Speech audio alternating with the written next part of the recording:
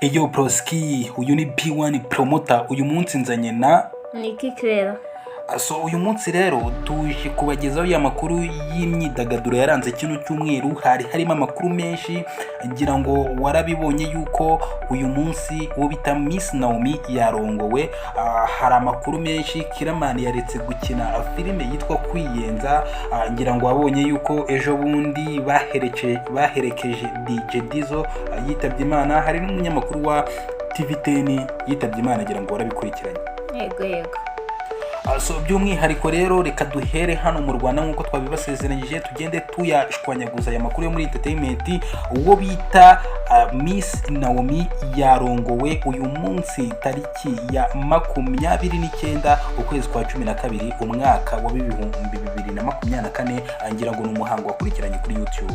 Nabikurikiranye cyane. Biravugwa ko Mutesi Jolly nawe yitabiriye ubukwe, nyuma yaho bavuze ko bimaze iminsi bica ku mbuga nkoranyambaga bivuga ko yamuciye inyuma n'umugabo we. Rero ni ibyavugwaga, ariko by'umwihariko Mutesi Jolly impamvu yateye intambwe agataha buno bukwe kwari ukunyumuza aya makuru yo muri showbiz. Bigaragara ko muri showbiz haba harimo ibihuha, amakuru menshi agenda beshya.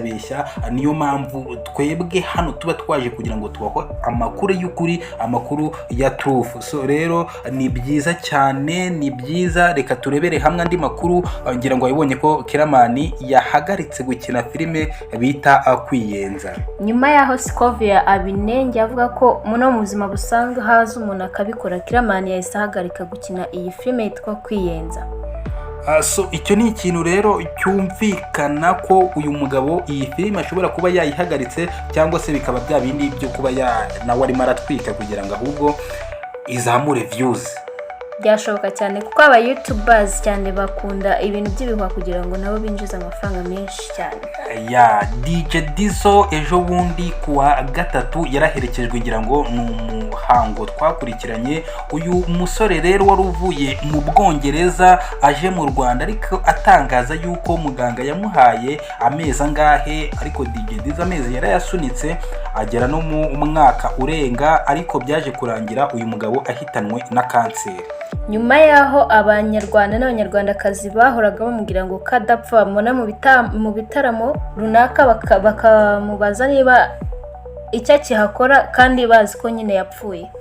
Ni ikintu rero cyatangajwe cyane, cyangwa se cyagarutsweho mu makuru yo mu mezi yashize, bavuga ati DJ Dizzo umuganga wo mu Bwongereza ko yamuhaye igihe cyo kudapfa, ariko abantu babashinyaguzi niko twabita bakibaza bati ko DJ Dizzo bamuhaye amezi kubera icyo adapfa. Rero uyu mugabo byaje kurangira koko anitahiye yitaba Imana.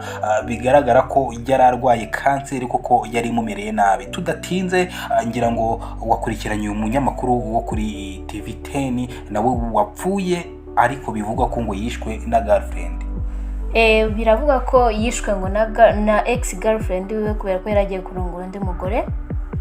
Hari n'andi makuru avugwa ko uyu mugabo rwose hari abagizi ba nabi ngo baba baramushyiriye uburozi mu byo kunywa, ariko ayo ni amakuru abacicikana. Uyu munyamakuru rero agira iruhuko ridashira. Ni umunyamakuru wamenyekanye mu kiganiro cya politiki, aho basesenguraga politiki na Oswa Kim.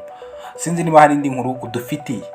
Indi nkuru yari kuri imihanda nuko biravuga ko Jackie yakiriye agakiza, yakira Yesu Kristo nk'umwami n'umukiza. Biravuga ko Jackie yabaye umurokore byanyabyo. Ahangaha ni amakuru dukura mu nshuti za Jackie za hafi, ndetse no mu biganiro agenda atambutsa avuga ko yakijijwe. Ni ibintu rero byaba bigaragaye neza yuko Jackie yaba afashe umurongo mwiza.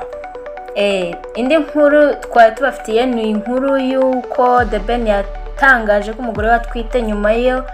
Nyuma y'abantu bavugaga ngo ntatwita, The Ben aje abatsinda igitego cy'umutwe, umugore aratwite. Ni amashusho yagaragaye rero ku mbuga nkoranyambaga, haba YouTube, Facebook na Instagram. Uyu mugore wa The Ben arimo agaragaza inda rwose yayishyize, cyangwa se yambuye kunda, arimo yerekana yuko atwite inda y'imvutsi, ariko ibingibi ntabwo biri kuvugwaho rumwe n'abantu benshi. Ngenda tekereza ko nta judgment mu buzima, buri wese akora icyo ashaka n'icyo akunze.